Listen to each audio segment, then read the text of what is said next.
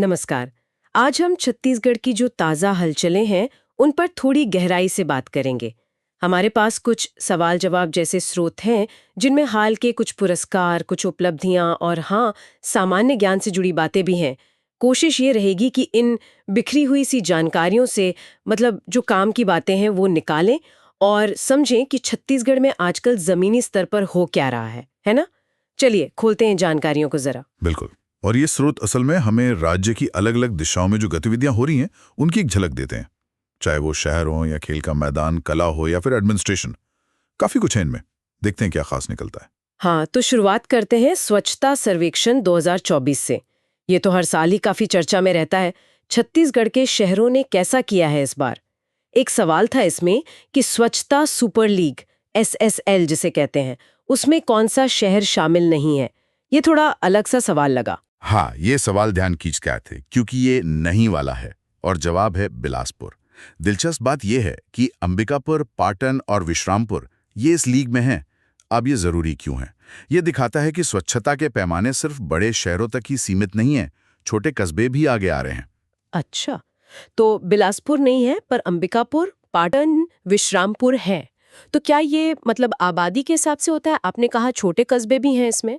हाँ, काफी हद तक आबादी एक बड़ा कारण है। स्वच्छता सुपर लीग में ना अलग अलग जनसंख्या की श्रेणियां बनी हुई हैं। जैसे अंबिकापुर को लें तो वो 50,000 से 3 लाख की आबादी वाली श्रेणी में है। और वहीं दुर्ग जिले का पाटन और सूरजपुर जिले का विश्रामपुर ये 20,000 से कम आबादी वाले शहरों की श्रेणी में आते हैं। अब बिलासपुर का इस खास लीग में ना होना, हो सकता है उसकी आबादी का स्लैब अलग हो या फिर लीग का कोई खास क्राइटेरिया हो, जैसे शायद कचरा मैनेजमेंट का कोई खास मॉडल वगैरह। स्रोत ये बताते हैं कि कुल मिलाकर छत्तीसगढ़ के 7 निकायों को अलग अलग श्रेणियों में पुरस्कार मिले हैं 2024 में। 7 निकाय? अरे वाह! ये संख्या तो काफी अच्छी है। मतलब राज्य में स्वच्छता पर एक ठीक-ठाक फोकस दिख रहा है।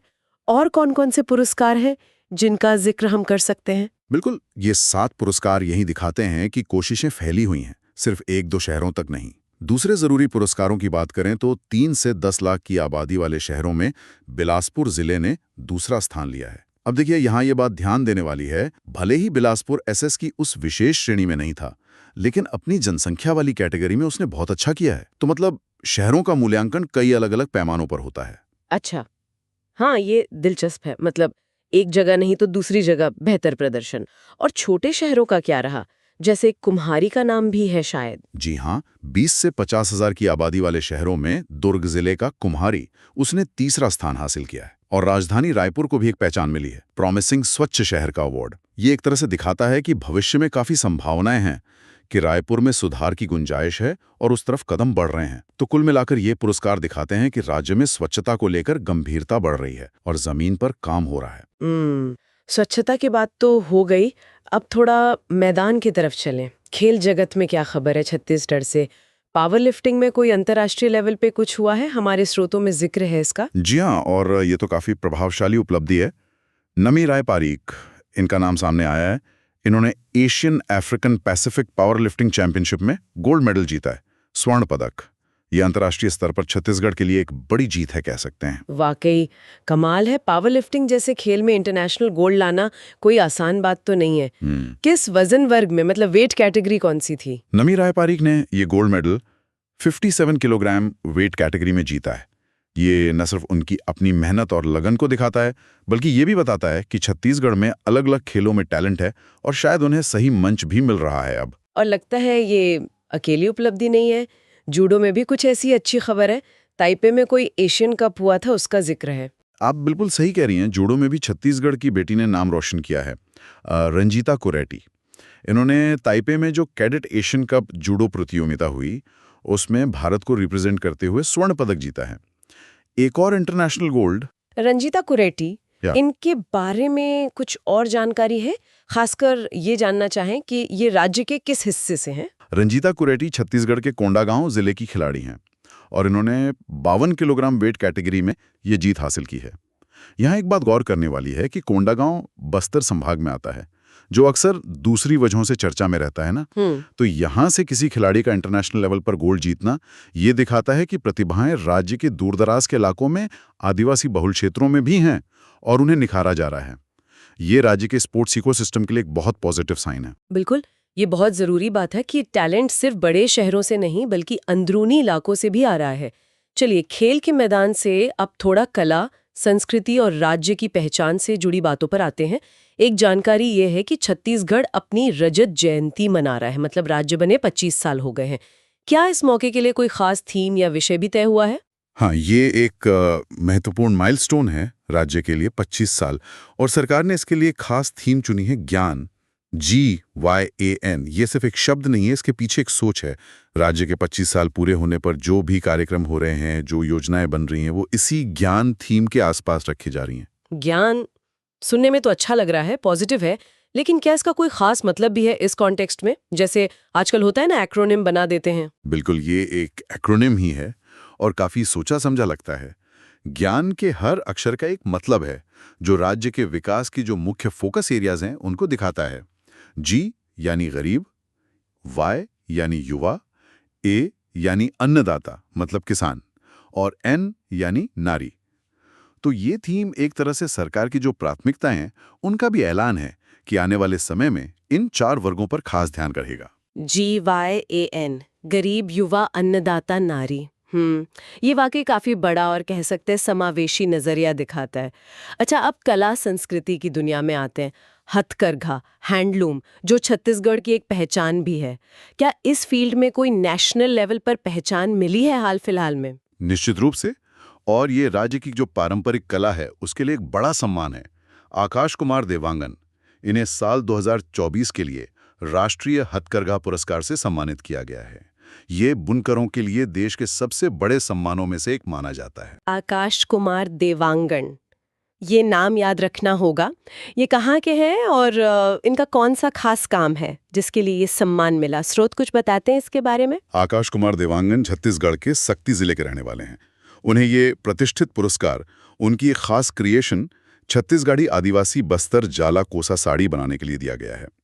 ये पुरस्कार सिर्फ आकाश जी की कला का सम्मान नहीं है, बल्कि ये छत्तीसगढ़ की जो पारंपरिक कोसा सिल्क बुनाई है और खासकर बस्तर के जो आदिवासी डिजाइन हैं, मोटिव्स हैं, उनको नेशनल प्लेटफॉर्म पर लाता है। उम्मीद है इससे इस कला को और प्रोत्साहन मिलेगा। बस्तर जाला कोसा साड़ी, नाम में ही एक खास बात है, ये जानना जरूरी था। अच्छा, कला के साथ साथ ब्यूटी पेजेंट्स की दुनिया में भी छत्तीसगढ़ से कोई खबर है? मिस यूनिवर्स छत्तीसगढ़ 2025 का खिताब किसके पास गया? हाँ, ग्लैमर वर्ल्ड में भी छत्तीसगढ़ पीछे नहीं है। अंजलि पवार, इन्होंने मिस यूनिवर्स छत्तीसगढ़ 2025 का खिताब जीता है। ये भी दिखाता है कि राज्य की युवतियां अलग-अलग फील्ड्स में अपनी पहचान बना रही हैं। खेल, कला, सौंदर्य, कई अलग-अलग क्षेत्रों में उपलब्धियां दिख रही हैं। अब थोड़ा एडमिनिस्ट्रेटिव और एकेडमिक नियुक्तियों और सम्मानों पर भी नजर डालें। शिक्षा के क्षेत्र में पंडित सुंदरलाल शर्मा मुक्त विश्वविद्यालय, जो राज्य का इकलौता ओपन यूनिवर्सिटी है, वहां कोई नई अपॉइंटमेंट हुई है? जी हाँ, हाल ही में डॉक्टर वीरेंद्र कुमार सारस्वत को पंडित सुंदरलाल शर्मा मुक्त विश्वविद्यालय का नया कुलपति, वाइस चांसलर नियुक्त किया गया है। ये नियुक्ति अहम है क्योंकि ओपन यूनिवर्सिटी डिस्टेंस एजुकेशन के जरिए उन लोगों तक हायर एजुकेशन पहुंचाने में बड़ा रोल निभाती है जो रेगुलर कॉलेज नहीं जा पाते। और यहाँ ये भी जान लेना ठीक रहेगा कि इस यूनिवर्सिटी की स्थापना 20 जनवरी 2005 को हुई थी, तो ये अपने आप में एक स्थापित संस्थान है। मतलब डिस्टेंस एजुकेशन को और मजबूती मिलने की उम्मीद कर सकते हैं। अब पत्रकारिता और साहित्य जगत की तरफ देखें तो वसुंधरा सम्मान, ये एक जाना माना सम्मान है छत्तीसगढ़ में। हाल ही में ये किसे दिया गया? इस साल 25वां वसम्मा सम्मान वरिष्ठ पत्रकार राहुल देव जी को दिया गया है। ये सम्मान हर साल देवी प्रसाद चौबे जी की याद में पत्रकारिता, साहित्य और सामाजिक सरोकारों में जो बेहतरीन काम होता है उसके लिए दिया जाता है। राहुल देव जी का पत्रकारिता में एक लंबा और सम्मानित करियर रहा है, तो ये सम्मान उनके काम को एक जरूरी पहचान देता है। और क्या किसी छत्तीसगढ़ी हस्ती को हाल में कोई अंतर्राष्ट्रीय सम्मान भी मिला है? नेल्सन मंडेला अवार्ड जैसा कुछ? हाँ, ये भी एक अहम उपलब्धि है। शेर सिंह आंचला जी, इन्हें नेल्सन मंडेला इंटरनेशनल अवार्ड 2025 से सम्मानित किया गया है।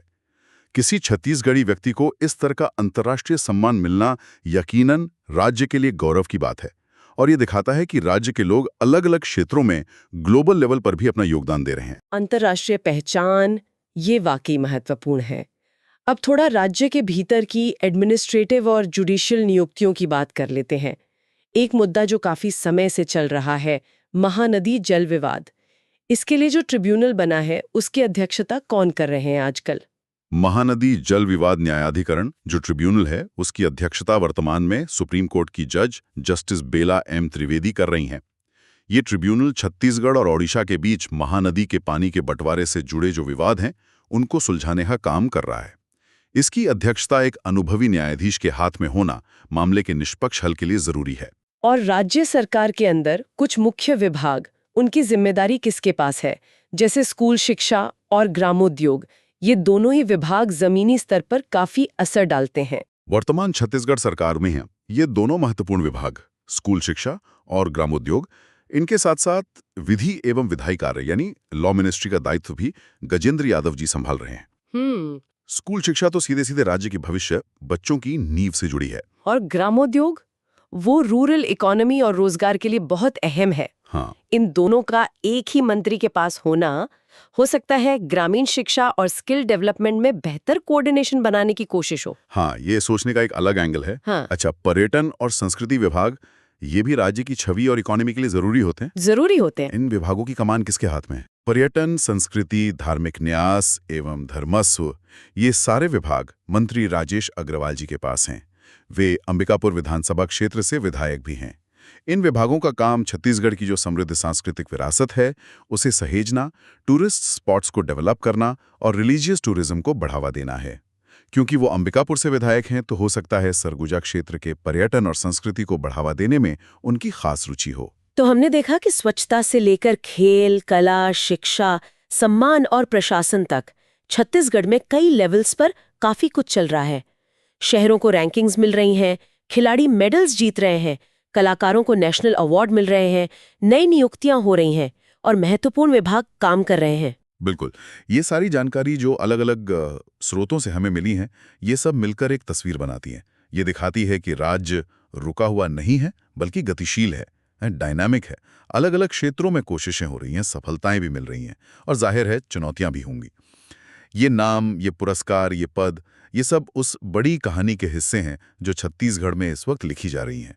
ये सिर्फ व्यक्तियों की उपलब्धियां नहीं है बल्कि ये राज्य की जो ऊर्जा है, जो क्षमता है, उसका भी एक रिफ्लेक्शन है। यहाँ एक सवाल मन में आता है और शायद हमारे सुनने वालों के मन में भी आए। ये जो तमाम उपलब्धियां हम गिन रहे हैं, स्वच्छता रैंकिंग में सुधार हो या इंटरनेशनल मेडल्स हो, राष्ट्रीय पुरस्कार हो, ये नई थीम ज्ञान हो, ये सब जमीनी स्तर पर मतलब आम छत्तीसगढ़ वासी के जीवन को कितना और कैसे प्रभावित कर रही हैं?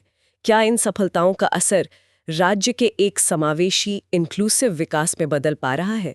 ये एक ऐसा सवाल है जिस पर शायद लगातार सोचने और पड़ताल करते रहने की जरूरत है। आज इस जानकारी के विश्लेषण में हमारे साथ रहने के लिए धन्यवाद।